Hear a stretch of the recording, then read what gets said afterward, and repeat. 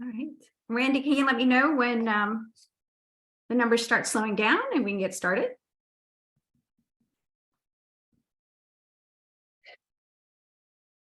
It's starting to slow down a little bit now, so I think you're good to go, Deanie. Thanks. Hi, everyone. Good evening. My name is Nandini Checo, and I'm a project director here at ANJAC. I'm so glad you're joining us tonight, especially around dinner time, because we're talking about food. And so it's a perfect time for it. I wanted to say thank you. There's so many people here tonight from staff, so I'm really grateful. Joining me tonight from staff is Randy Rathmall, Cheryl Reardon, Sheila Baker-Goodrall, and Amanda Brockwell, as well as our speakers. I just wanted to quickly talk about ANJAC membership. We have some new folks here joining us tonight. And if you are not an ANJAC member, I'd like to encourage you to join us. And you can get workshops like this as part of your membership. And if you already are a member, please do remember to renew your membership.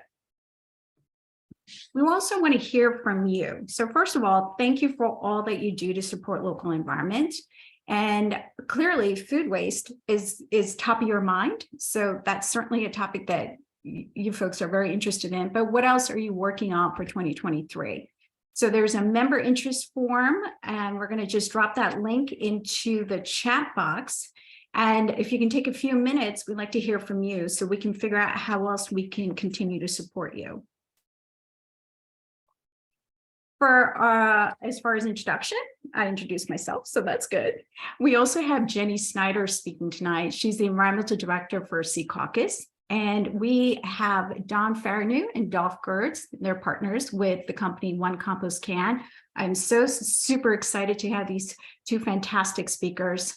So please use the Q&A to post your questions. And we are recording this, and it will be posted to ANJAC YouTube channel. So feel free to rewatch this, as well as other presentations that we have been doing. So food, what's the problem? So I just want to give you a little background here. So it's estimated that 40% of all the food grown in the US is wasted. That is a pretty epic failure. We are the second most affluent state in the US. However, 11% of New Jersey's population and 15% of the kids 18 years of age and younger are food insecure. That is incredibly disappointing and pretty shameful. So we need to work on that. So wasted food is landfilled. 133 billion pounds of food is wasted each year. And 22% of that solid waste in New Jersey is food waste. And landfills, on top of all this, are the third largest source of related methane emissions. And that's a direct link to climate change, because methane is a powerful greenhouse gas emission. So there's many reasons why we need to deal with the situation of managing our food. I like looking at this EPA food recovery hierarchy. As you can see, the landfill and incineration is way down at the bottom. There's a lot of things we can do up front that we have to take care of first to get those numbers down, because landfill and incineration are truly the last resort. So the first step is source reduction. Like with everything else, we need to reduce overall consumption. And educating residents on how to conduct food waste audits, to shop, to store, and cook properly is a great place to start in helping with source reduction. And there's a lot of resources out there as well. And we're going to put some into the chat box.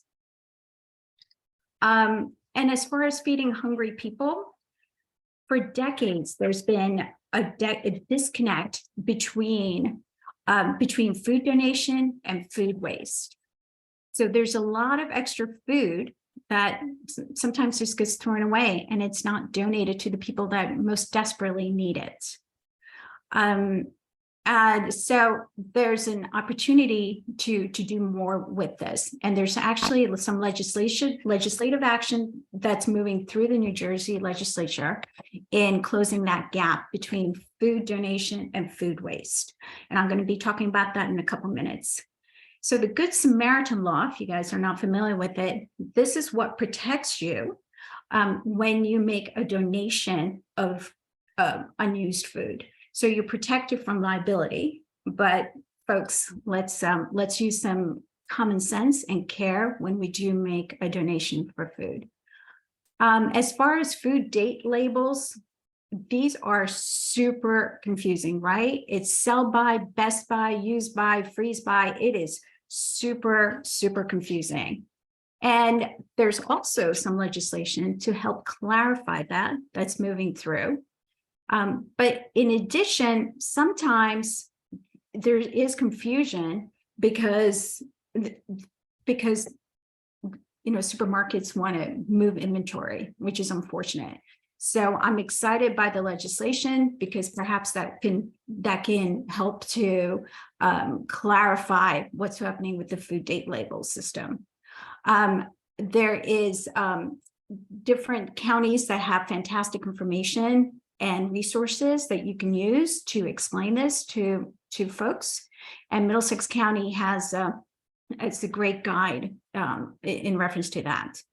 Another great guide for information is the Rutgers Cooperative Extension Food Waste. And we're going to drop a link into the chat button for that one. So, as you're going about educating residents, Earth Day's coming up, it's right around the corner. Maybe you're thinking about tabling. You don't have to reinvent the wheel. There's a lot of fantastic information out there. Rutgers Cooperative actually has a very nice training for health inspectors. So when they're going out and talking to restaurants, they can have this conversation about what's the different date labels, what's available for them to donate. So it's a really great opportunity for health inspectors, excuse me. And there's another way to share food, which is through the food waste rescue apps. This is the one that I'm familiar with, Too Good to Go. And it's a national one. I have kids that live in Austin and they use this all the time. And the way this app works is it's really a win-win. So restaurants, as they're getting close to closing time, they might have some extra dishes left over. So they drop it into the app, and customers can come in and purchase these entrees at a discounted price. So it's a win-win because the restaurant keeps some money, the food is spent, and customers get restaurant quality food at a lower price. So that's a good thing. All right, so the main event here is to talk about composting. Let me tell you, right now, composting feels a little bit like the wild, wild west. And why is that? There is a lot of innovation in this field right now. There's a lot of entrepreneurs and there's some policy changes that are happening. So there's a lot happening in this space. And this is really one of the main questions that we get a lot. It's like, oh, my municipality wants to do composting. What can we do? So when you look at composting in general, there's residential, municipal, and schools. So under the residential side, it's curbside. So you, as a resident, you just pay for a private hauler. There's backyard composting, or as a resident, I can participate in a municipal program. On the school side, there's on-site, and then there's commercial. So the on-site could be like a rocket composter, and then the commercial is, a hauler that takes it away. For schools, Sustainable Jersey for Schools, or the Rutgers Cooperative Extension of Food Waste Team has a ton of resources. In fact, Rutgers is coming out with a game called New Jersey Leaves No Bite Behind. That's coming out in the fall, and it's to help students understand food. So it's a fun little game. So look for that on their site. So for tonight's purposes, we're going to focus on municipal. And here in municipal, there's industrial, Composting. So these are waste to energy facilities, and there are only two in New Jersey. One is Trenton Biogas, and the other one is the the core facility in Elizabeth. So there's only two. Those are the only two permitted facilities. And there's also agriculture and farm. And you're going to hear from one of our speakers who owns a business in that realm. But, when we think about industrial and agriculture, we need to talk about contamination as well. That's an important thing to consider because with agriculture, you have to put in quality product, and when you put in quality product, you're going to get quality results. You're going to get nutrient dense, rich soil compost. With the industrial, there's a little more flexibility because these are anaerobic digestion. So in the industrial, they do accept compostable plastics. Okay, so they have to be BPI certified, but those are acceptable. With the regular agricultural and the farm, none of that is acceptable. So when folks purchase compostable plastics in the store and they think they're doing a good job, I'm always ask them, where does your waste go? Because if you are not using anaerobic digestion, you're kind of just wasting your money, because compostable and biodegradable plastics do not break down in a landfill appropriately or in a backyard composter. They have to go through this anaerobic digestive process.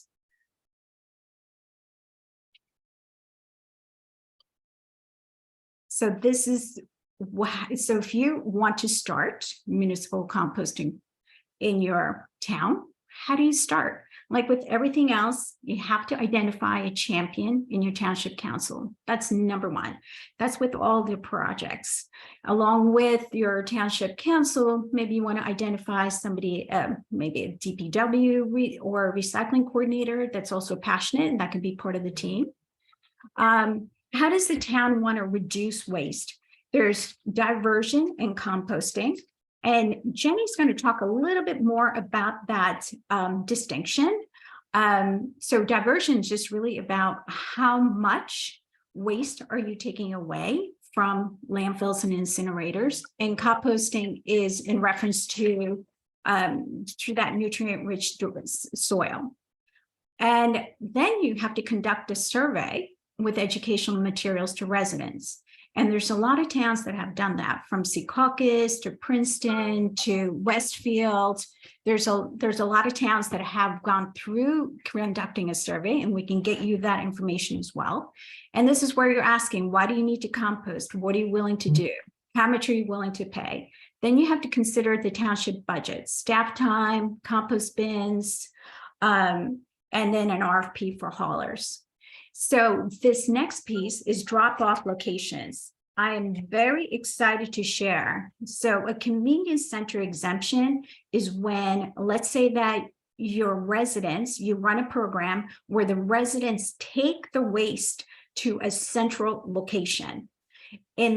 So there's been clarification from the DEP. So previously, that was an issue because there's a lot of regulatory problems and DEP permitting issues.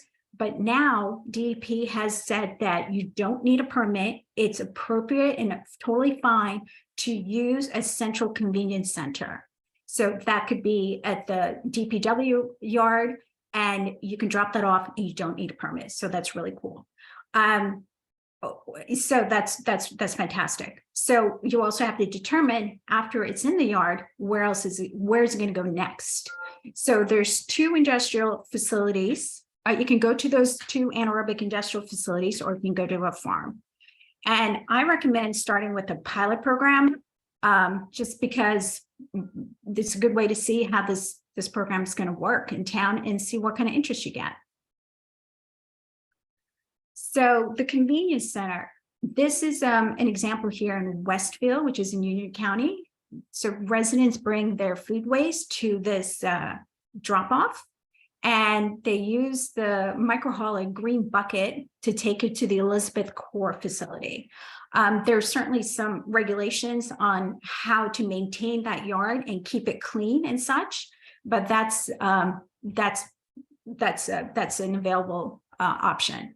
So here, there's a list of different haulers. Where we don't endorse anyone in particular. We just wanted to provide you this list. And I'm telling you right now, it's a partial list. There's a lot more folks out there doing this business, which is fantastic. So this is really exciting. So the goal is to really reduce food waste by 50% by 2030. But I am going to encourage all of us to use our collective imagination, knowledge, and passion to do this a lot quicker. You saw the numbers. There's billions of food that's wasted. It's attributing to climate change, and when it goes into the landfill or incinerators, and we don't need that. So we have to work towards streamlining the regulations as well. So let's get it done. I mean, you know, Earth Day is coming up, and there's a lot of information available. So right now, these are all the bills that are about food waste moving through the legislature. I just want to focus in on the first one here. So this is the County Food Recovery Planning Act. As I indicated, for decades, there's been a disconnect between food donation and food waste. So this County Food Recovery Planning Act, what this will do is it means that the county has to come up with a plan to manage food donations, along with other things such as public awareness campaigns. I'm just looking at my list here. So what else? So it's talking about source separation and recycling of food waste, composting, and anaerobic digestion. So there's a lot going on in this County Food Recovery Planning Act. So this is going to be really exciting to manage donation and surplus. So that's happening. The other one I just want to quickly highlight is the Community Garden Composting Exemption Bill. So currently, as per DEP, if you have a community garden in your town, you can put scraps from the garden into a compost pile. But let's say that you are, you own a plot in the garden and you have some food waste at home and you want to bring that to the garden, that's a no-no. But this composting exemption bill will allow for that to happen. So that's good, and it's moving as well. So there's a lot happening legislatively. And there is a grant available through the USDA, and I believe that's for $25,000. And it supports the development and testing strategies for municipal compost plants and food waste reduction plans. So that's very exciting. So I will stop presenting and see if there are any questions that folks want me to answer from my presentation before Jenny starts talking. Thank you.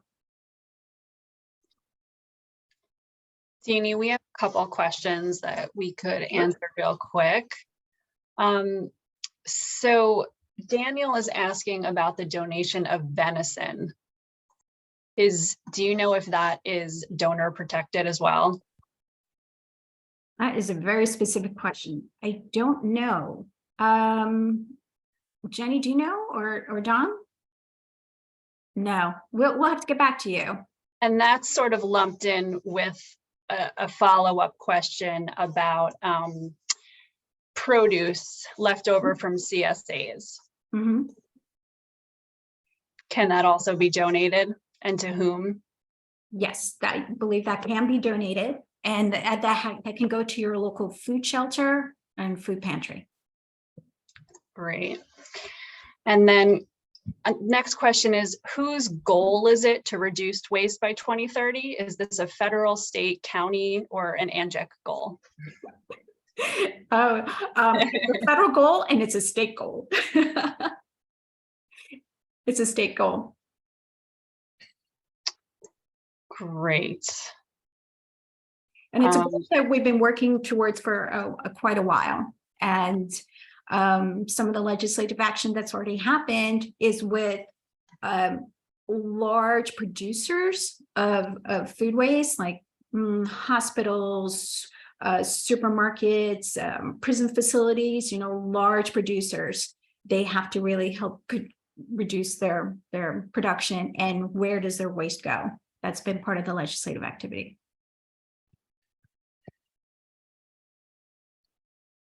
Okay, I think we are ready to move on.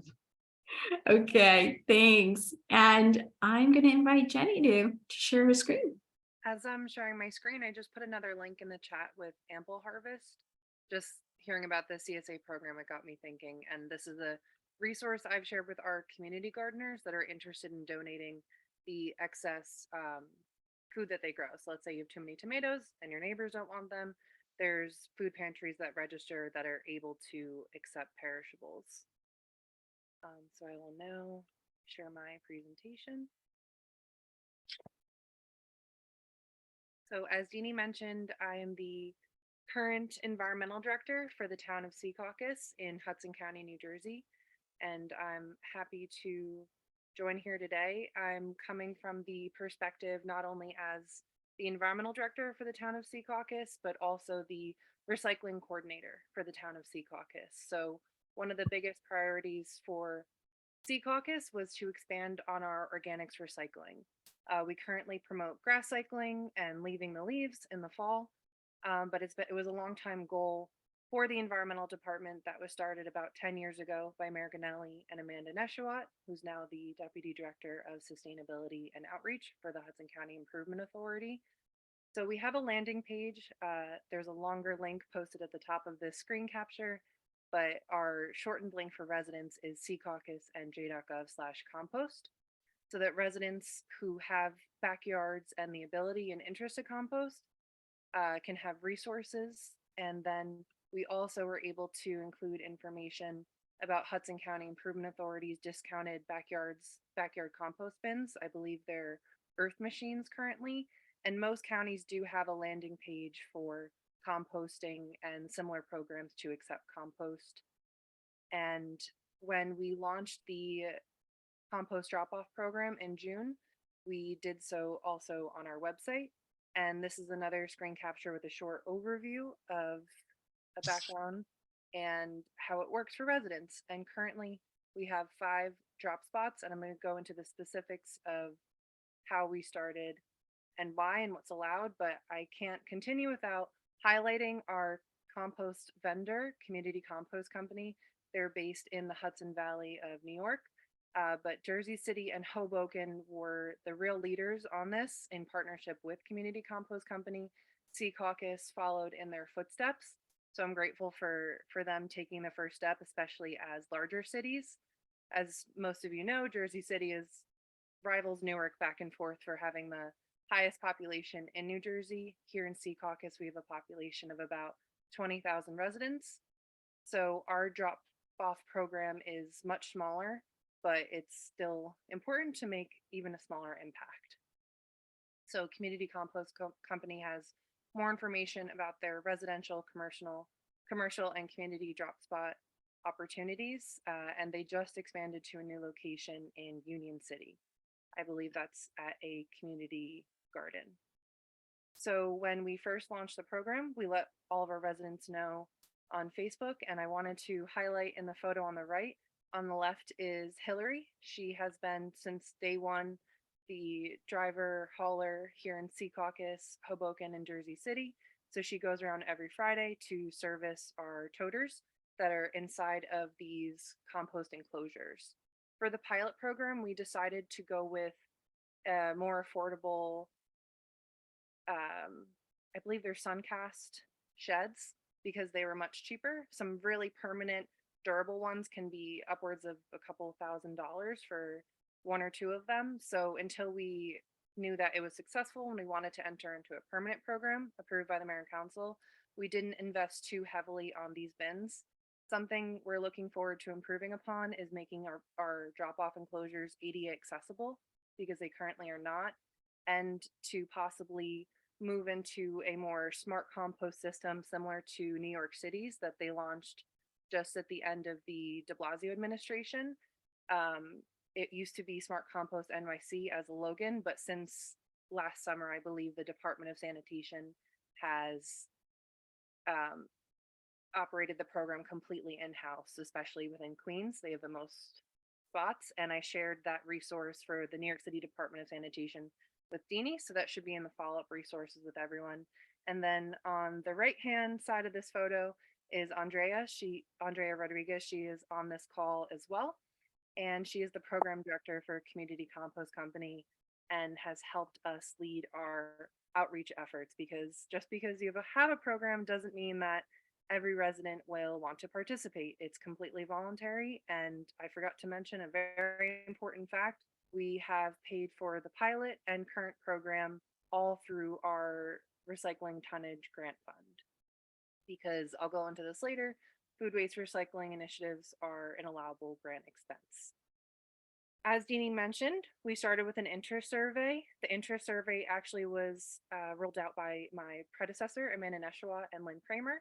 So they polled community residents to see if they were interested in a model where they would pay a fee to have service to their door and receive compost in return, and a drop-off fee if they would be willing to pay for that, or if they would just only participate if it was completely free. And overwhelmingly, residents did opt for wanting that door-to-door service, but not being as willing to pay a fee. So I'm sure that doesn't surprise most folks on this call, but we opted to fully subsidize the program because the less food scraps that were going in our municipal household waste, the less we were paying at the DART transfer station, Doremus transfer station in Newark. And I'll go into those specifics later. But we launched this program to have residents sign up by sending an email to every single person that responded in the survey that we had launched the program. So we had a bit of a soft launch, and we were able to work out some kinks. For example, with the locks, we launched on social media, as you saw on the previous slide, with Community Compost Company, within our town community newsletter, which is mailed out every single month to every household. Andrea presented at our Summer Green Speaker Series in July. We worked closely with the HOA at Harmon Cove Condos and the multifamily management at Harmon Cove Towers, which has over 500 units, as well as the exchange at Secaucus Junction. So 3 of our 5 drop-off enclosures are actually on private property, but we received approval from the HOA or multifamily management to have them on their properties, and we worked with them to send out information via email, flyers, etc., to their residents. We also tabled with Community Compost Company tabled at our annual Green Festival. And we also had compost bins at the school carnival and the Green Festival, where, for example, at the school carnival, there was a watermelon eating contest, and all of the rinds Community Compost Company was able to service. It was hundreds of pounds that they were able to take back to their farm in Kerhonkson, New York. And it was a really actionable way to show residents that, hey, it felt great not to throw those rinds in the trash. Why don't you also sign up for our program? And we also, as seen in this picture, had Community Compost come to conduct a training on how to compost with our community gardeners. So we installed 3-bin composting systems at each of our community gardens so that gardeners who were interested in composting could do so with their fruit and veggie scraps, and then anything that you can't put in traditional backyard composting for most people with a very basic system, such as meat and other things that animals would try to get after, those they can drop off in the drop-off bins. And last but not least, we worked with our schools and presented to the science clubs, environmental clubs, and partnered with the HCIA Junior Master Composters program to help encourage more signups. So as I mentioned, we have 5 drop spots. They're dispersed a bit through town. in our pilot 6-month program, we did keep the same number of drop spots as 5, but we adjusted one location that had the lowest participation rate and moved it to the Harmon Cove community that had the highest interest and the most dense population for that interest. So on the right, you'll see the list of things that Community Compost Co. can and cannot accept. And we share this information with residents when they begin to register. It's on every single compost enclosure. And when we spoke with Community Compost Company, it was a decision that we made to include meat because some communities opt not to. I might be wrong, and Andrea can correct me, but I believe Jersey City opted not to include meat in their enclosures. And another difference with us in Jersey City is in Community Compost Company's best management practices. They highly recommended doing a registration quiz and to give out a compost code.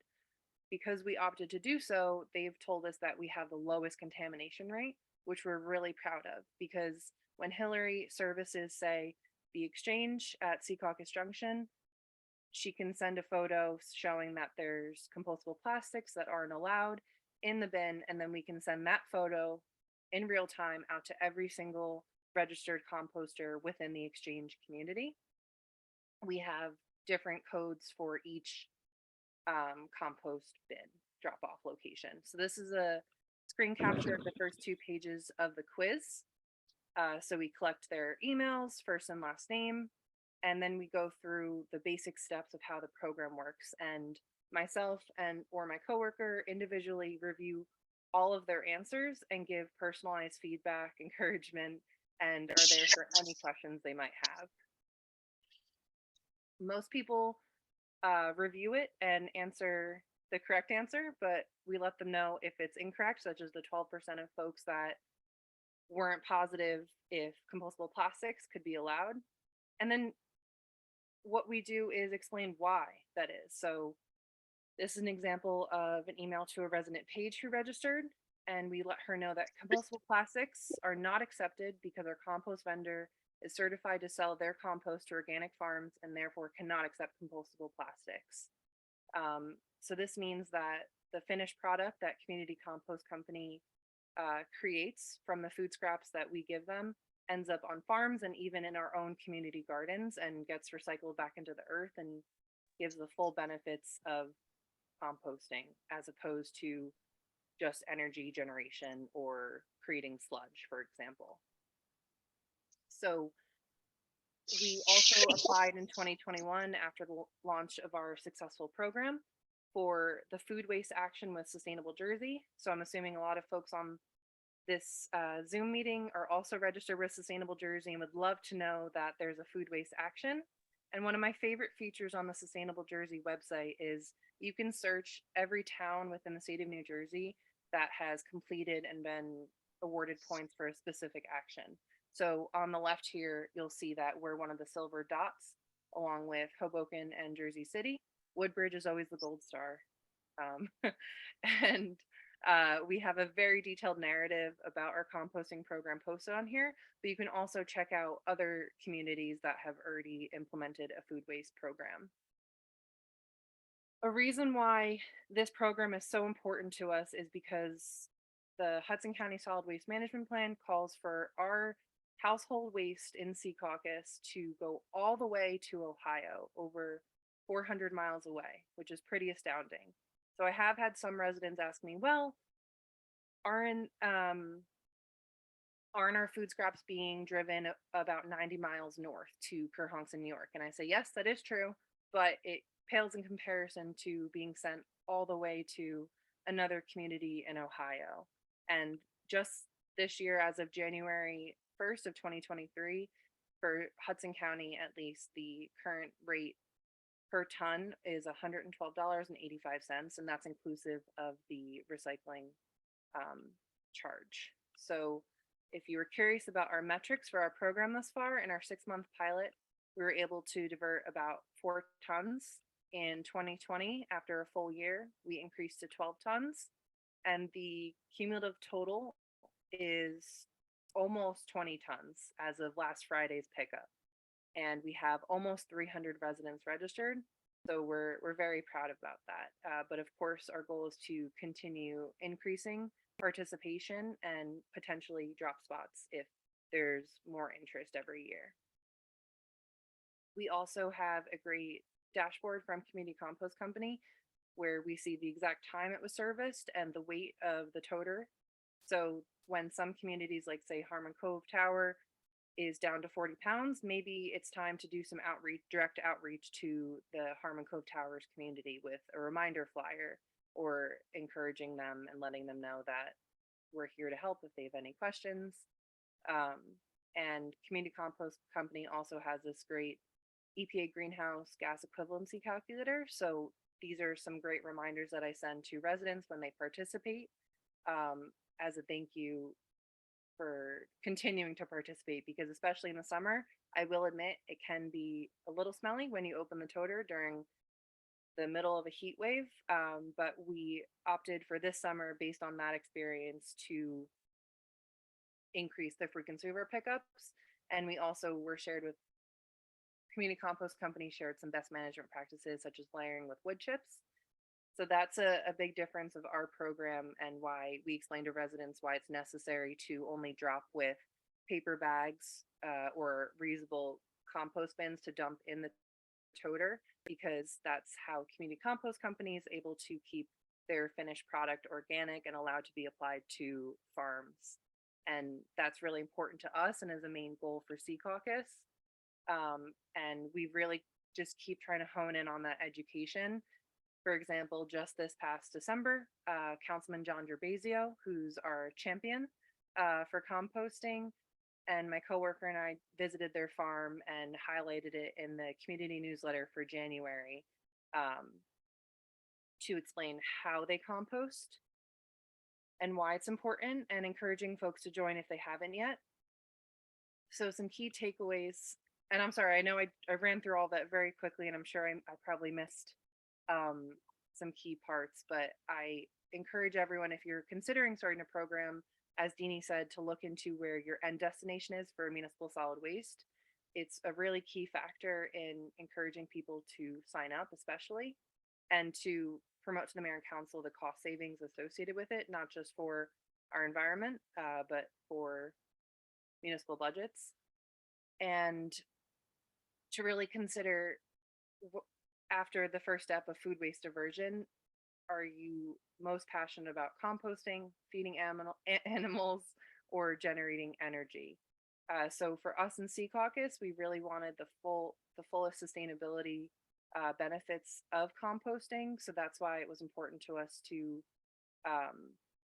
know that the finished product where we are having it processed can come back to our community gardens.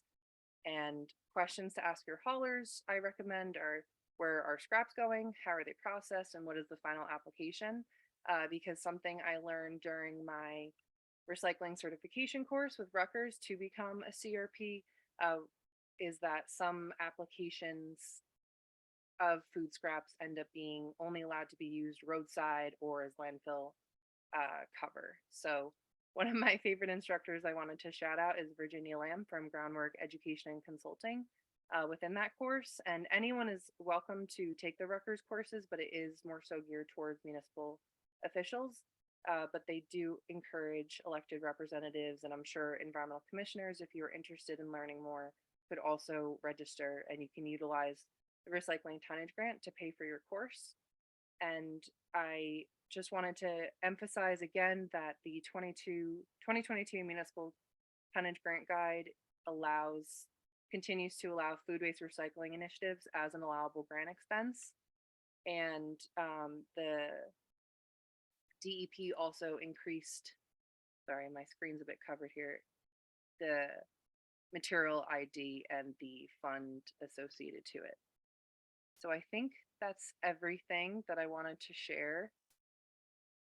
I will leave this here, and I believe the links for this and all the other things I mentioned are going to be shared later. Thanks, Jay. That was a lot of information, but super helpful. It was fantastic. We have a lot of activity, a lot of questions. So I'm just going to, oh, my screen just popped on me. Okay. So I'm just going to ask a few questions from here and clarify some questions here. So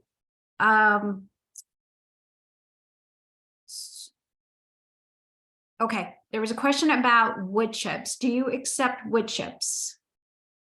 We don't accept wood chips from residents. We've actually never been asked that before, but I'm sure if someone had a lot and we asked community compost company, they would check out the source and see if they want to accept it and make sure it wasn't treated with anything. I do know there's sources such as Chip Drop or a local arborist with folks that have gardens or in need of wood chips, let's say are community gardeners were in need of wood chips because they're processing on site. That's where more so where we would accept them instead of in the bin itself. Okay, great. Did Secaucus, sorry, lost this question again. Did Secaucus do any campaigning on reducing food waste by limiting what happens in a household? We focused on education through our website, and then also when folks register, we're always reminding them to try to reduce food waste, and that's where our education events like the summer speaker series, we talked about reducing food waste. And one of the best byproducts, I guess you can call it, of folks participating in the compost program is it really forces them to see how much they're wasting, and it actually really encourages people to change their grocery shopping habits. So that's been a really positive behavioral benefit, I'd say. Yeah, actually, that matches well with one of the other questions about where do you begin? Certainly start with the food waste audit. That's a perfect place to start. Right. What composting training programs are recommended? Such as the master composting program. Yes, I believe actually just next week, March 30th and 31st, Rutgers, Dwayne DeFeo is teaching the Rutgers Master Composter course. I also know some counties offer their own that they promote to their residents. The last time I checked, I think like Atlantic County does, definitely Ocean County.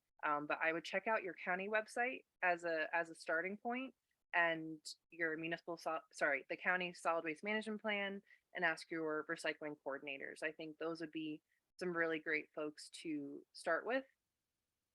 Yeah, that's great. That's great advice. What's the average cost to run a composting program, a small composting program? And I think that really depends. It depends on the hauler, how far it's going, what's included. You know, to your point, you folks in Secaucus don't take meat, but other programs do.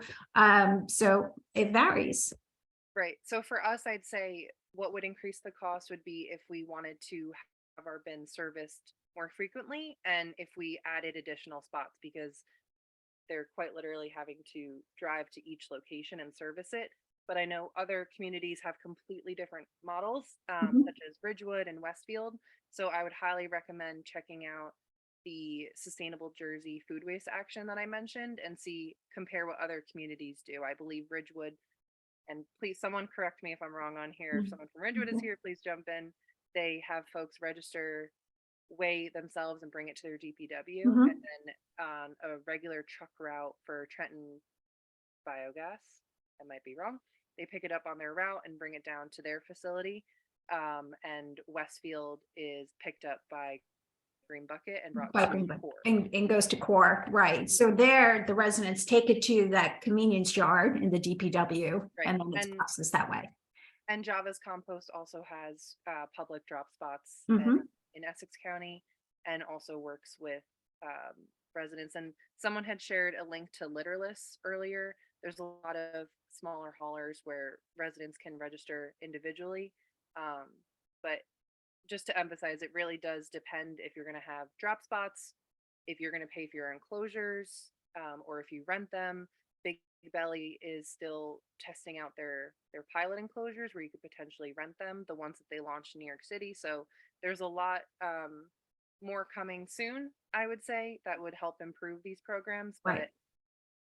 I think the best example is the fact that Jersey City, the largest city in New Jersey, has had great success, and we have never ever received one complaint of a resident walking by one of these enclosures and saying it smells, or seeing any kind of vermin. That's been a question from people, and I'm able to confidently tell them, nope, all of the food scraps are completely sealed within the 48-gallon toter.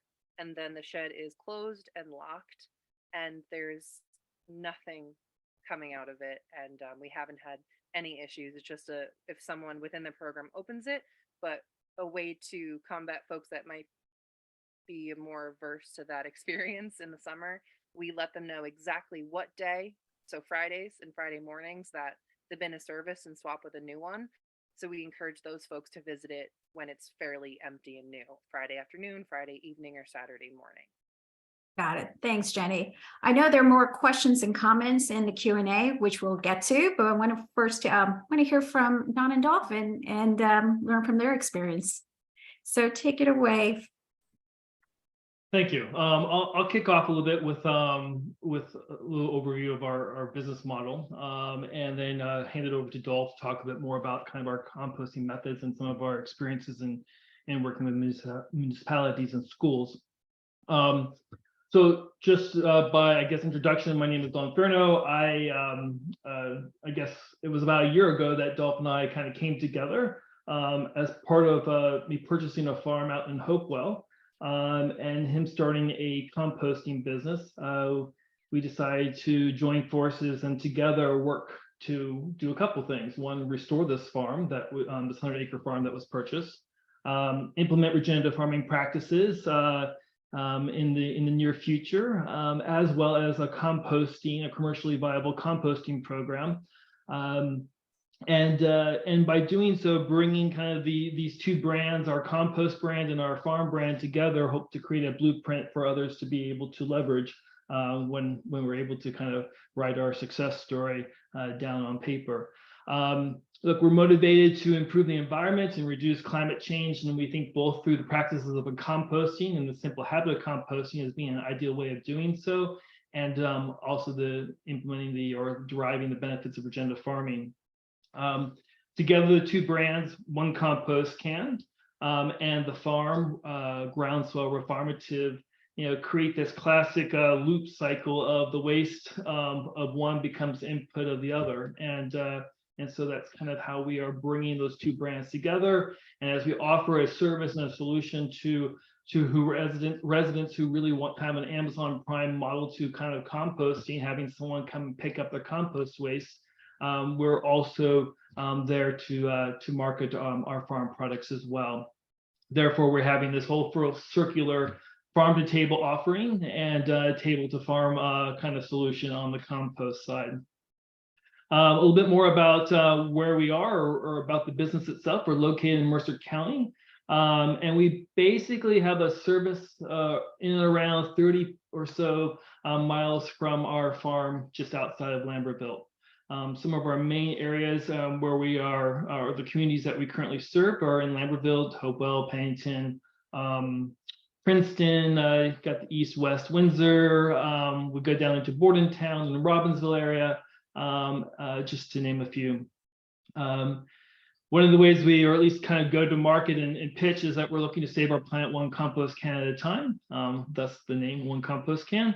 And by doing so, really with the focus of reinvesting food waste back into, or from landfills and or incinerators to present to, I guess, to avoid the associated CO gases that come from that, to improving soil health, increasing carbon sequestering by doing so, promoting farm fresh food, help eat local, create, increase food security associated with that. As far as the service, I think there, in one of the earlier slides, there's, we're, as a kind of a targeted solution of providing pickup, we offer a subscription-based service for residents who want to have their food waste picked up and composted for them. We provide either a weekly or bi-weekly options. We offer 1 or 2 can kind of solution. 5-gallon cans are available for residential. On our commercial service, we have 35 and 64-gallon cans that we provide as well, tailored a little differently based on their commercial volume. We simply, once a resident subscribes to it, we deliver the can. We then put them into a recurring route. We send out text reminders the night before to put their can out.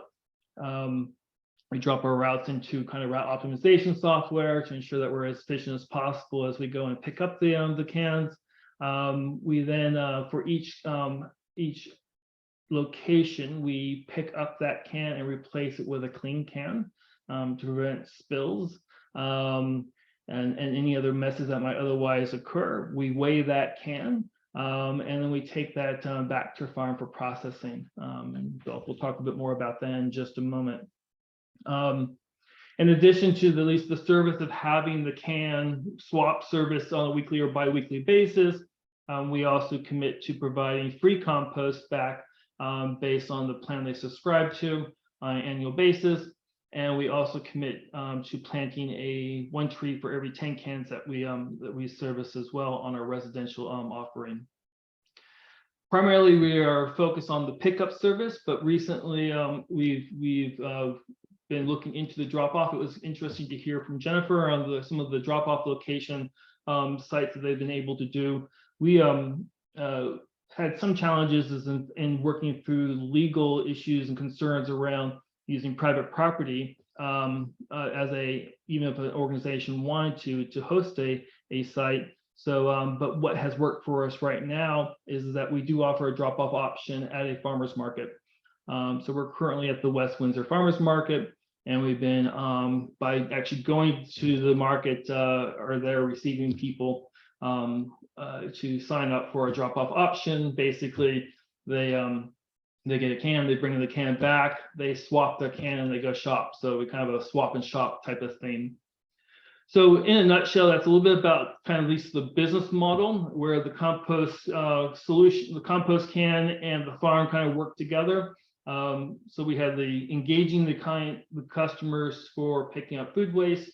We bring it back to the farm, and then we also, on the other side of this business model, is that farm products, eggs, and proteins, which is what we currently produce, are also marketed back to our customers as well, and we integrate the pickup and delivery in doing so.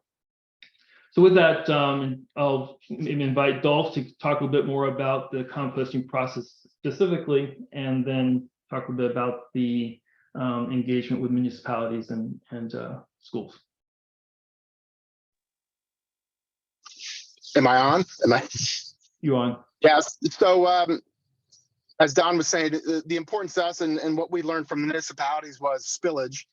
So that's why we went to a clean can method of swapping out. The can goes back to the farm, and one of the preferred ways for us is static pile because it requires the least amount of energy and the least amount of equipment. And I used that since I was a young kid, vegetable gardening at home. I always did static pile. I know that's Rutgers, one of Rutgers' preferred methods.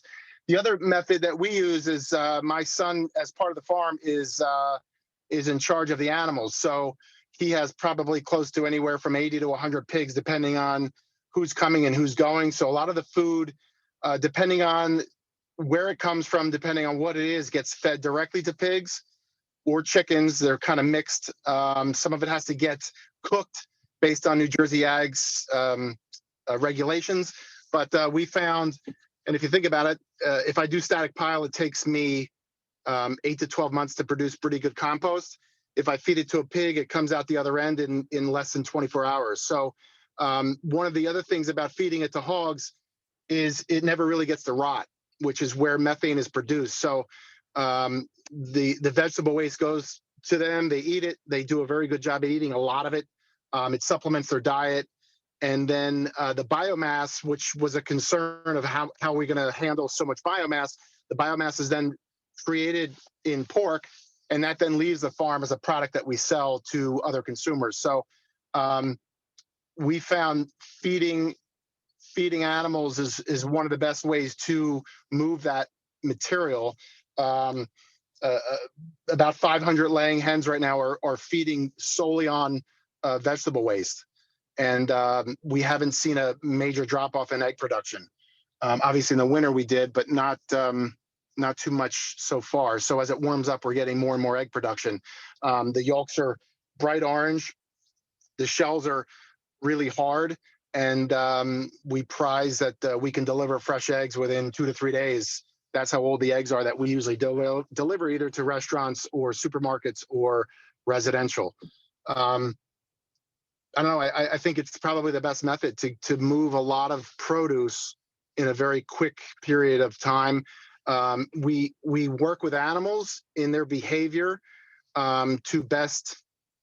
We use their behavior to best suit again the regenerative aspect of farming. So a group of pigs will be on 1/8 of an acre or a quadrant of an acre. They get fed there, and then every 3 days those pigs are moved. So they're turning the top couple inches of soil.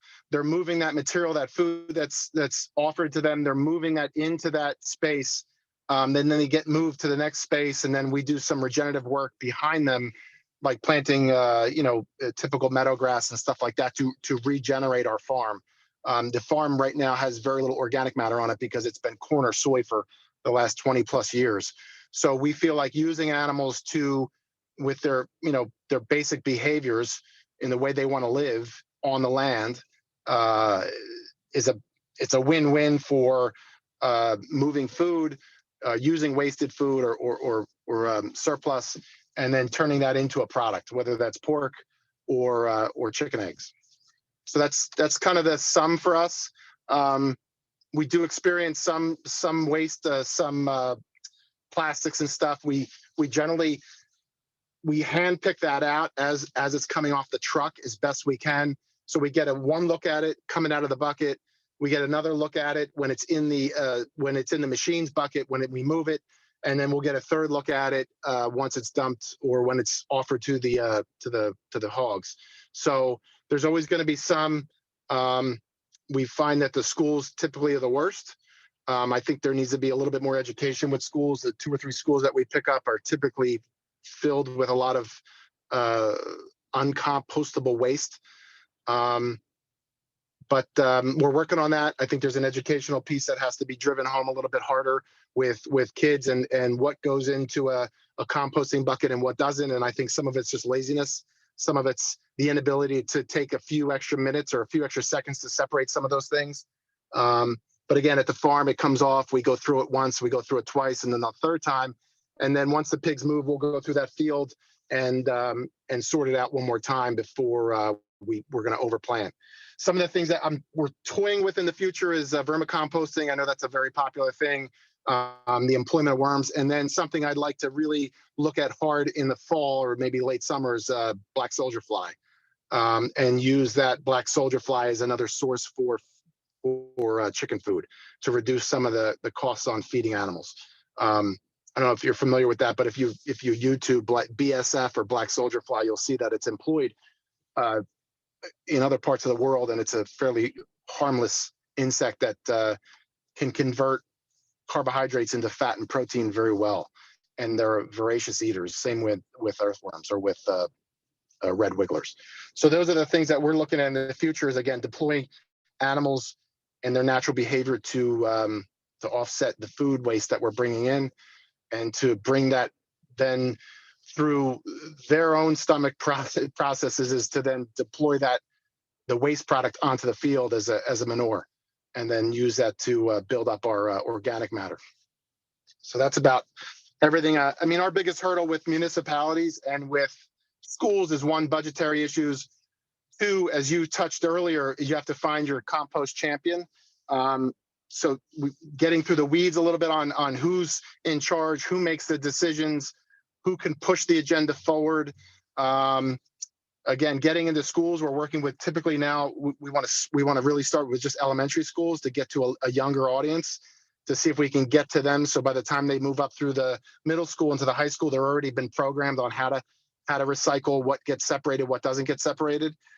So that's kind of the direction we're headed with both municipalities and with schools. We're working with a bunch of municipalities. And again, the issue is like, how do you start?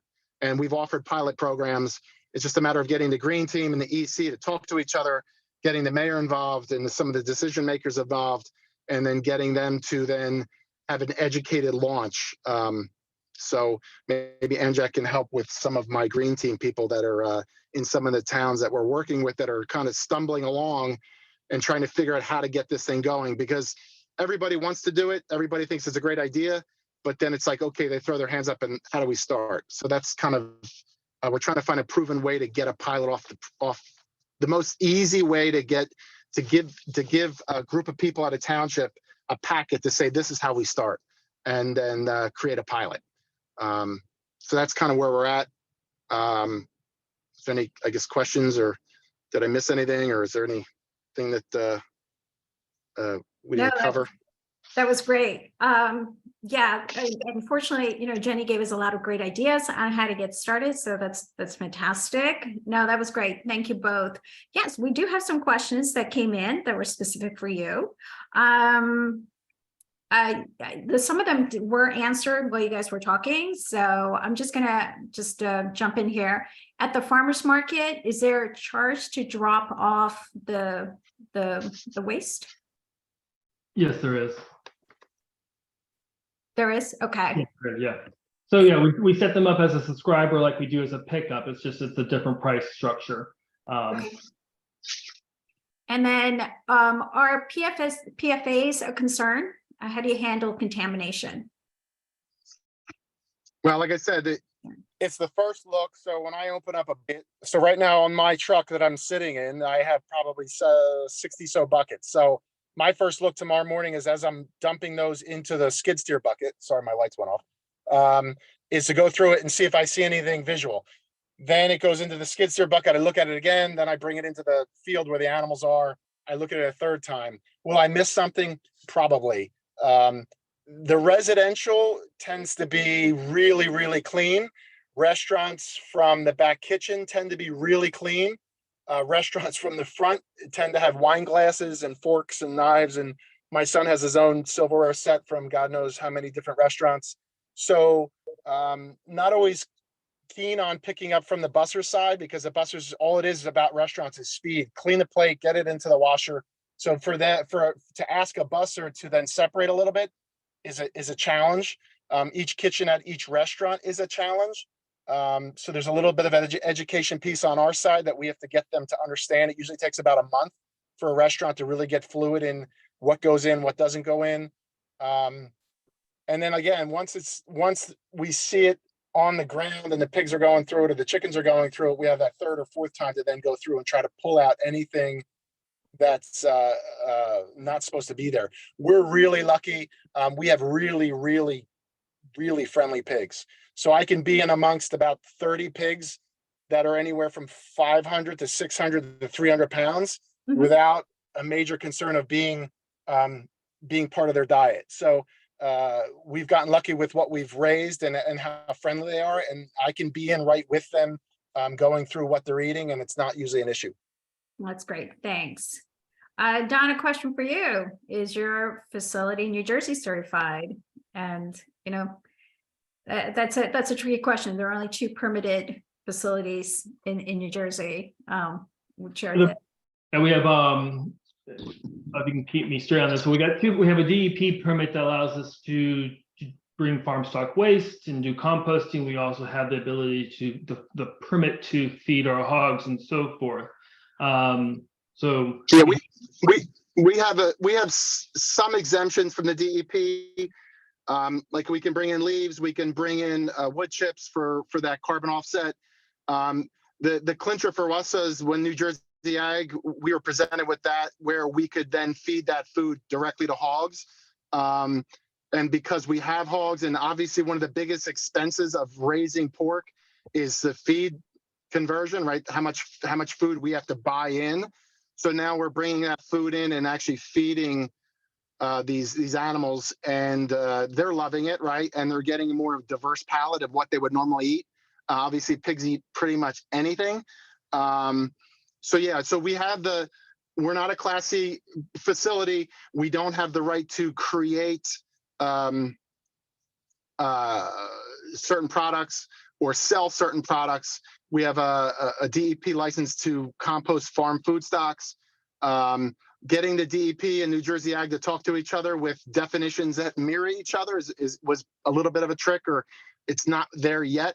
I'm hoping with some of the legislation and some of the demand, when New Jersey blows up and everybody wants to do this and every town wants to do this, the DEP is going to have to work a little bit more with farmers. I think because there's going to be a demand, but there's not going to be enough haulers and there's not going to be enough places to take it. And one of the key things that you spoke about earlier is we make sure that our clients know where that food product goes. And we're in a position where we're the hauler and the processor. And I don't think there's too many people that are haulers and processors. And we tell our people, especially a lot of our restaurants that they end up paying more, which is difficult to get a restaurant to do. But once they find out that we're bringing this product to our farm and it's not going to a landfill, it's not going to get burned or whatever the case may be, it's actually going back in the soil or it's getting fed to an animal, that makes a big difference for them. It's sometimes the deal maker for them because we've heard other stories where you're paying extra and then you find out that it's actually going somewhere and it's being used as a way that the resident didn't understand or didn't realize. So we're very transparent with that. We've had the farm just less than a year, so we're not really ready for visitors because we're still under some infrastructure projects and right now it's like a mud pit. But our expectations is once we can have visitors there, if you're one of our clients and you want to come out and see the pigs and see the chickens and walk the farm and see how we do what we do, then that transparency is going to be there and you're going to be able to see everything that we're doing. So I think that's a big aspect to the resident hiring a company. And I say to the resident, if you're hiring a company, what matters to me is you're not putting it in a landfill. But if you're hiring a company, the next question you have to ask is, where's it go after I hire you? Sure. And I know you guys spoke on that. So to bring food waste 80 miles or 60 miles or 100 miles away from your home, to me, in my opinion only, is kind of crazy. It kind of defeats the purpose of how much diesel are you burning, how much equipment you have to use. So you start to look at how much of that stuff is I'm saving 8 pounds of food waste a week from your house, but I'm burning 3 gallons of diesel and driving it 40 miles to somewhere else. So 50 miles, 60 miles, some of that doesn't make sense. So our goal is to keep food waste in Mercer County and the surrounding counties that we service in the county and get it back in the ground. That's our main goal. And as Don said, a little bit of a change for us is we have the farm. So we're the hauler, the processor, and then it's farm to table, table to farm. So we're trying to really close that loop. So we'll deliver eggs, and the next week we'll pick up that biodegradable egg carton, and we'll pick up all the eggshells that our hens laid the week before. And it's nice to see that that's going around in a circle. It's a full circle. I appreciate that, Dahl. That you're the innovators that I was talking about. This is where we're headed. Thank you for that explanation. There are folks that are interested in seeing if you come to their part of the state. So feel free to reach out to One Can Compost directly. We drop their information in the chat box and you can connect with them. So one of our fantastic ANJAC friends is on this call. She's a friend of mine, Gina Cole with Tri-County Sustainability Alliance, and she was kind enough in the Q&A to share information about donating excess produce. New Jersey Farmers Against Hunger do accept that, so I just wanted to share that as well. And Yosef had shared with us in Q&A, and I think this is really important. Thank you for emphasizing this, that the Good Samaritan law does not extend beyond the individual. So I appreciate that. It's really to protect the individual and not so much the business. Okay, and there are questions on how to get started. Should this be on a municipal level or a county level? It's got to start grassroots where you folks have the knowledge to get it started. So start it at the municipal level. All of this is not an and or. I really like to think of this as it's not an or situation, it's an and, because we need as many solutions as possible and many folks as possible pushing on this. Jenny, do you want to jump in on this about the best way to approach? For counties versus municipal? Yeah, or just in general. Yeah, I guess I would say it varies largely on the kind of support you have from your county coordinator. And some New Jersey counties look very different than, say, Salem County and Hudson County. It's a totally different question on composting specifically, just based on space and population density. But I would say the very best person to start with is your certified recycling coordinator. And I did share with Deanie that link where you can find your recycling coordinator's information. So that'll be shared in the follow-up resources, because at a minimum, they'll be able to share with you, hopefully, if there's remaining recycling tonnage grant funds where you can start to fund a pilot program, even if it's not townwide, just at your school, for example. And I'm trying to think, what was the second part to the question? Sorry. No, I think you answered it. Yeah, no, that's good. Just as far as where do I begin? So those are great resources. There was a question from Liz about the capacity of the composting facilities regarding more towns starting programs. I can tell you from, you have to reach out to the different haulers locally, but as far as the two large waste to energy facilities, they do have capacity 100%. They can definitely take on more products. And yeah, go ahead, Jenny. Did you want to jump in on that? Yes, for like the letterless link that was sent for all the smaller haulers in New Jersey, there's some that don't. Let's say you're interested specifically in a drop-off program. There's only a few that run types of programs like that, and Community Compost Company and Java's, for example, are two of them, and they all differentiate. So like Green Bucket is different from Neighborhood Compost, which is different from Java's and Community Compost Company, and they bring it different places and it's processed in a different way. So you really have to do your research and see what's around you to be most environmentally friendly. It'd be great to look into the one that's closest to your home. So if you know there's already a program in Maplewood, look into Java's. If you know you live in Hudson County, look into Community Compost Company. I, of course, can't recommend specific companies. I'm just saying as an example, when I've had residents from other towns reach out saying, oh, can I join in? Those are some examples I give them. And for talking about capacity for expanding, I know there's, say, 5 residents that were really interested in paying as much as it took for door-to-door service. But in talking with Community Compost Company, that wouldn't really be financially feasible for them or for the residents to only pick up, and this is an example, from 5 residences. But since we have almost 300 residents that can participate in a drop-off program, that makes the program work for us. So I would say it depends on a case-by-case basis and how much the programs can expand. I know it was more of a facility question, but just looking at it from a municipal standpoint, we don't want to expand our number of drop spots until not only the number of participants increases, but also the participation rate. Because there's some people that register, participate once or twice, or only around the holidays, or only when they have a lot of watermelon, let's say, and then they drop off. And then there's some folks that are really dedicated and drop off maybe every day or maybe once a week, store things in their freezer and then drop it off on their way to work. Those are just a few quick examples. So everyone isn't necessarily bringing every single scrap of food scraps from their kitchen or household, but many people bring the majority of it. So I hope that can help answer. And thank you, Amanda, for sharing that link for our county recycling coordinator list. And that should also have the municipal ones as well. Great, thank you for that that explanation. Dolph, I had a question for you. Virginia is saying, am I getting this right? You're processing food waste via static piles, pig feeding, and chicken feeding? She just wanted some clarification on that. Yeah. The preferred method, not the preferred method, but if you want to strictly compost, it would be aspirated static pile.